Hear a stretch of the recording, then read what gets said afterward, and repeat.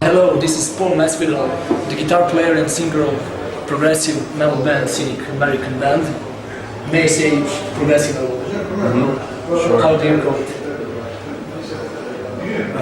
It's hard to call it, progressive, experimental music.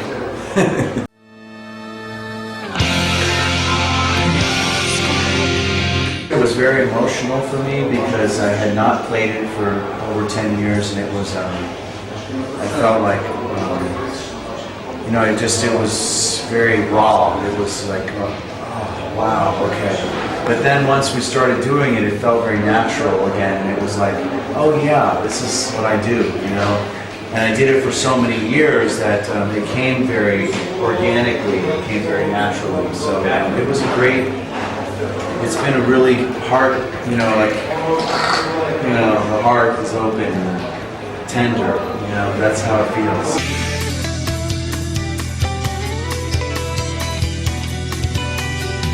I think so. I'm writing a lot of new music now, and I have a bunch of different pieces and songs, and we'll see. I think there's a good chance that a record may happen if I like it more than Focus. We're working on 2 DVDs, The Making of Focus, which is we have all the studio footage when we were recording the album, and then a bunch of live stuff from back in the original Focus, and then new stuff. I just got a message from Jason today, who I guess is getting back into music. He's working and he has other priorities than living the struggle. It's not easy for him to travel around. It's not as easy, but we'll see. With the future, there's a possibility of Jason reappearing on the next new Cynic. We'll see. And Sean I talk to regularly, and I'm in touch with him, and he may reappear too. So we'll see. We're all in contact. Sean is very busy. He's a professor at university, so he's very into his career. And to bring him on tour was like he had a schedule. It was like I can do this day and this day, and this was like, no, we need you to be available for 2 weeks. And he couldn't do that. So Chris though toured with Cynic for Focus. He toured Europe with us, and he's just been with us for a long time, so it's very close. I think that he was a bass player. Exactly. Yeah.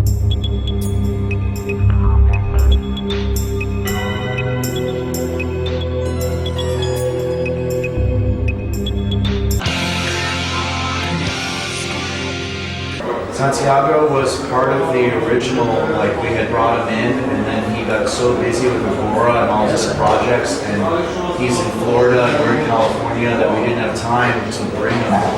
It was just one of those things where I needed to be working with a guitar player every day, and Santiago was too far away. Yeah. Actually, I have heard that from him, that you're playing again, because he plays some soul guitars on my project. I had my album or something like that, and he was the one who told me. Get some solos on it? Yeah, cool. some soul guitars. I went on tour with Death for the first time in 1989 for Leprosy. When he first kicked out Rick Ross, he called me and he said, I need your help. So I went and did Leprosy shows with him, and then I went back to Cynic, and he got James Murphy, and then he kicked James Murphy out, and he called me and he said, I need your help.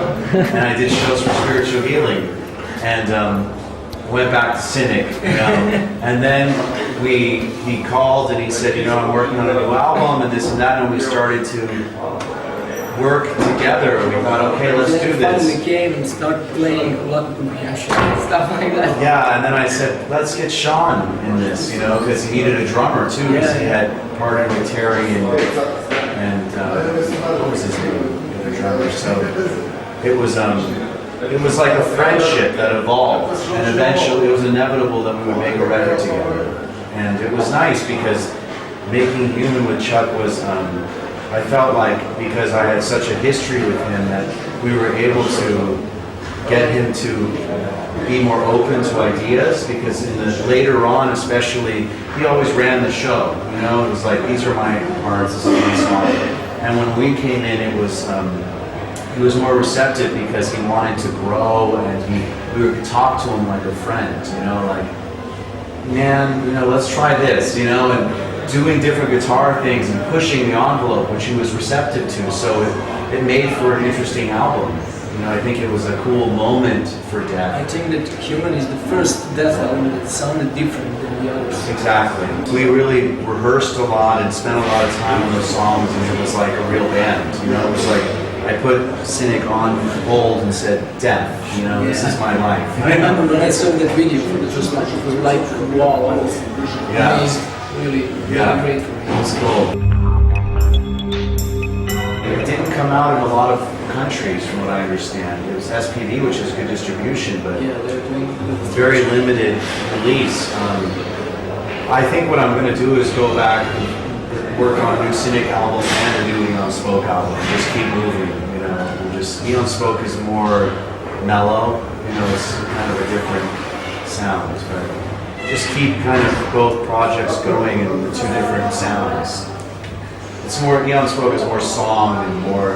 That's mellow, I think. Totally. Exactly. And ambient and soft, and yeah. It's more of a meditation.